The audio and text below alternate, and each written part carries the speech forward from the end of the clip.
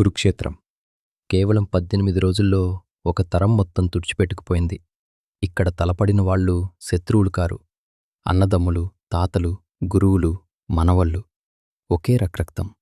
రెండు వైపులా నిలబడి ఒకరినొకరు చంపుకున్నారు. కాని అన్నదమ్ములు ఒకరినొకరు ఎందుకు చంపుకున్నారు? ఒక సింహాసనం కోసమా? ఒక అవమానం కోసమా? లేక తరతరాల్గా పేరుకుపోయిన తప్పుల భారమా? ఈ కథ ఒక్క యుద్ధంతో మొదలవ్వలేదు.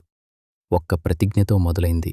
వచ్చే 10 నిమిషాల్లో మొత్తం మహాభారతం మీ ముందుకొస్తుంది. ఇందులో ఒక్కో పాత్ర తనదే న్యాయమనుకుంది. చివర్లో ఒక్క ప్రశ్న మిగులుతుంది. నిజంగా తప్పు ఎవరిది? సమాధానం మీరే తేల్చండి.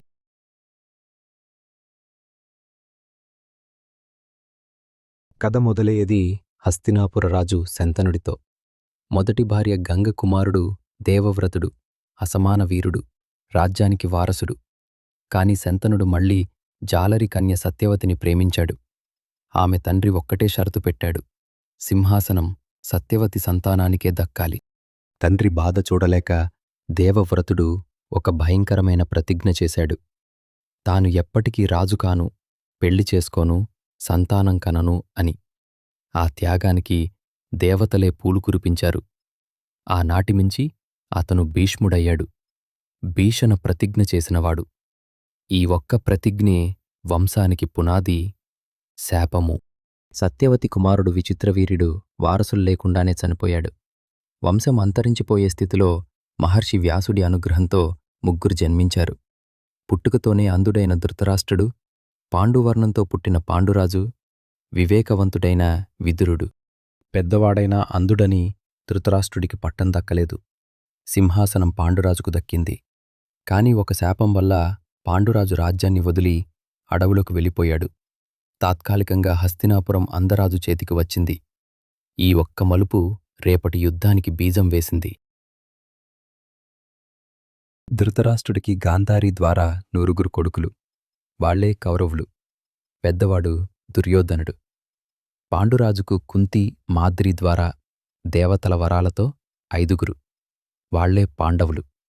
కాని అందరికీ తెలియనొక రహస్యముంది. పాండవుల తల్లి కుంతికి పెళ్లికి ముందే ఒక కొడుకు పుట్టాడు.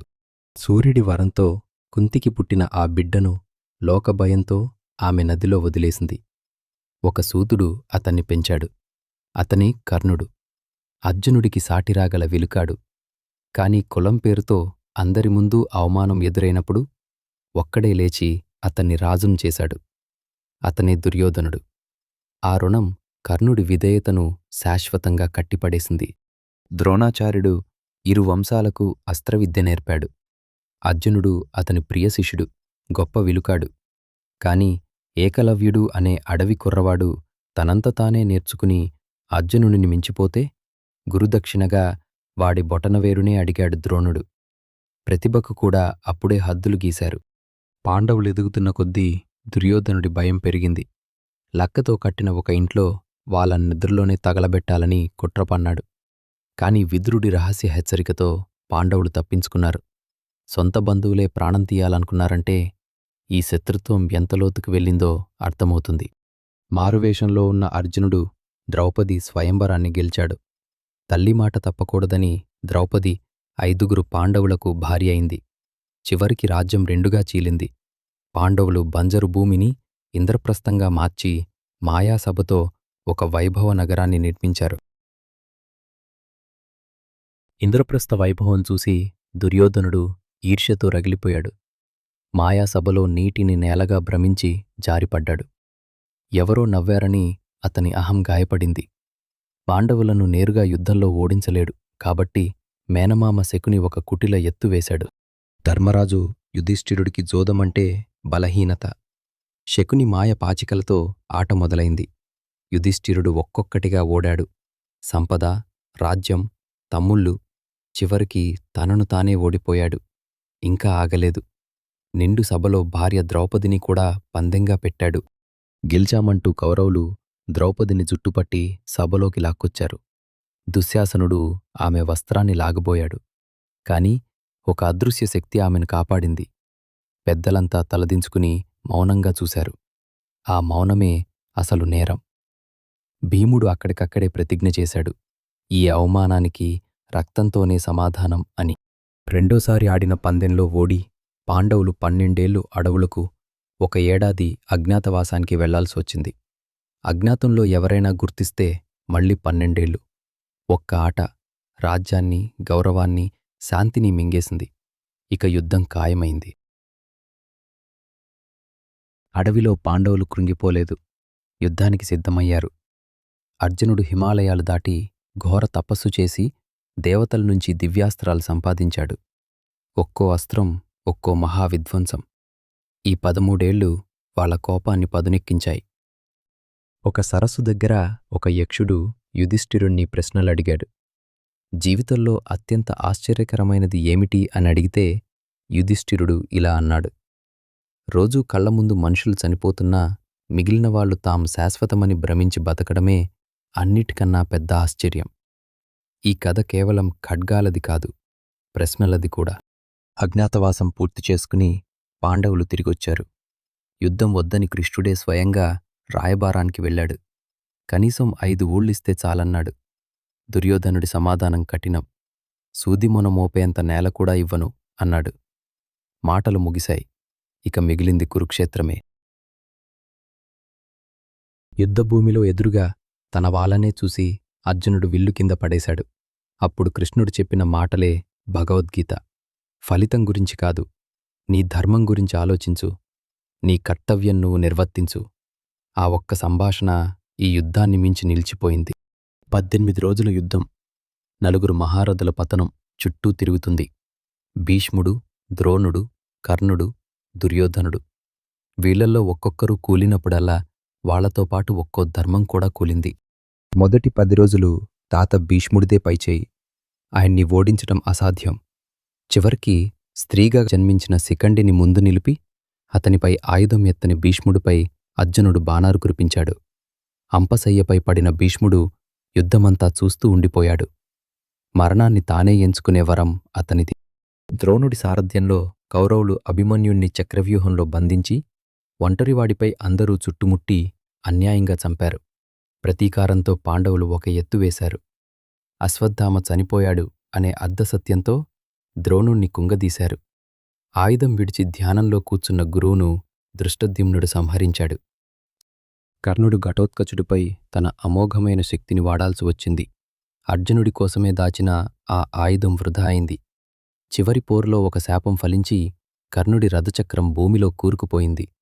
మరో శాపం వల్ల అస్త్రమంత్రమే మర్చిపోయాడు. నిరాయుధుడిగా రథం దిగి చక్రాన్ని పైకెత్తుతున్న క్షణంలో అర్జునుడు అతన్ని సంహరించాడు. సైన్యమంతా నశించాక దుర్యోధనుడు ఒక సరస్సులో దాక్కున్నాడు. చివరి గదాయుద్ధంలో నడుముకు కింద కొట్టకూడదన్న నియమాన్ని మీరి భీముడు అతని తొడను పగలగొట్టాడు. ఆనాడు నిండు సభలో చేసిన ప్రతిజ్ఞ నెరవేరింది. కౌరవపక్షం పూర్తిగా కూలిపోయింది. అయినా పగ చల్లార్లేదు. ఆ రాత్రి అశ్వత్థామ నిద్రలో ఉన్న పాండవుల శిబిరంపై పడి ద్రౌపది కొడుకులందర్నీ చంపేశాడు. యుద్ధం గెలిచారు, కాని మిగిలింది శవాల మైదానం, తల్లుల రోదన మాత్రమే. యుద్ధం ముగిశాక మిగిలింది శోకమే. కొడుకులందర్నీ కోల్పోయిన గాంధారి కృష్ణుణ్ణి శపించింది. అప్పుడు కుంతి ఆ రహస్యం బయటపెట్టింది. మీరు చంపిన కర్ణుడు మీ సొంత అన్నే అని. యుధిష్ఠిరుడి గెలుపు ఒక్క క్షణంలో బూడిదైంది. యుధిష్ఠిరుడు హస్తినాపుర సింహాసనం అధిష్ఠించాడు. కాని ఆ విజయంలో ఆనందం లేదు. అంపశయ్యపై ఉన్న భీష్ముడు అతనికి రాజధర్మం, న్యాయం, జీవితసారం బోధించాక ప్రాణాలు విడిచాడు. రక్తంతో గెలిచిన రాజ్యం పశ్చాత్తాపంతో పాలించబడింది. 36 ఏళ్ల తర్వాత గాంధారి శాపం ఫలించింది. కృష్ణుడి సొంత యాదవ వంశం తమలో తామే కొట్టుకుని నశించింది. ఒక వేటగాడి బాణం కృష్ణుడి ప్రాణం తీసింది. ఒక యుగం ముగిసింది. కలియుగం మొదలైంది. చివరికి పాండవులన్నీ వదిలి హిమాలయాల వైపు మహాప్రస్థానం చేశారు. దారిలో ఒక్కొక్కరూ రాలిపోయారు. మిగిలింది యుధిష్ఠిరుడు, అతని వెంట వచ్చిన ఒక కుక్క. ఆ కుక్కను వదిలేయమంటే స్వర్గాన్నే తిరస్కరించాడు. ధర్మమంటే అదే, సౌకర్యం కాదు, నిబద్ధత. ఇప్పుడు చెప్పండి, తప్పు ఎవరిది? నిజానికి ఈ కథలో ఒక్క దుర్మార్గుడూ లేడు. కొడుకును కాదనలేని అందరాజు. మీరిపోని ఒక ప్రతిజ్ఞ. అన్యాయాన్ని కళ్ళెదుటే చూస్తూ మౌనంగా ఉండిపోయిన పెద్దలు. ఒక్కో సందర్భంలో ఎవరో ఒకరు కాదు అనలేకపోయిన క్షణమే ఒక మహాయుద్ధమైంది. కర్ణుడి విధేయత, దుర్యోధనుడి గాయపడిన అహం, యుధిష్ఠిరుడి బలహీనత, భీష్ముడి పట్టుదల. ఒక్కొక్కరూ తమదే న్యాయమనుకున్నారు. మహాభారతం మంచికి చెడుకు మధ్య జరిగే పోరు కాదు, రెండు సరైన వాటి మధ్య చేసే ఎంపిక. ధర్మమంటే సిద్ధంగా ఉన్న సమాధానం కాదు, జీవితం అడిగే అత్యంత కఠినమైన ప్రశ్న. విధేయత న్యాయమా? ఆశయమా? కుటుంబమా? పగ? క్షమ? 3000 ఏళ్ల క్రితమే ఈ కథ ఈ ప్రశ్నలడిగింది. ఇవాల్టికి మనం తేల్చుకోలేని ప్రశ్నలు. అందుకే మహాభారతం ఒక పాత కథ కాదు, అది ఇప్పటికీ మన కథ. ఇది మొత్తం మహాభారతం 10 నిమిషాల్లో. ఇక ఈ కథను మొదటి నుంచి అడుగడుగునా పూర్తిగా చెప్పబోతున్నాం. ప్రతి పాత్రను దగ్గరగా చూద్దాం. మహాభారత ఇతిహాస తత్వాన్ని తెలుసుకుందాం. ఈ మహాకథ ఇప్పుడు మొదలవుతుంది. వచ్చే భాగంలో భీష్ముడి భీషణ ప్రతిజ్ఞ, ఒక కొడుకు చేసిన ఒక్క త్యాగం ఒక వంశాన్నే ఎలా శపించింది. ఈ మహాప్రయాణంలో మాతో నడవండి. ఇతిహాస తత్వని సబ్స్క్రైబ్ చేయండి.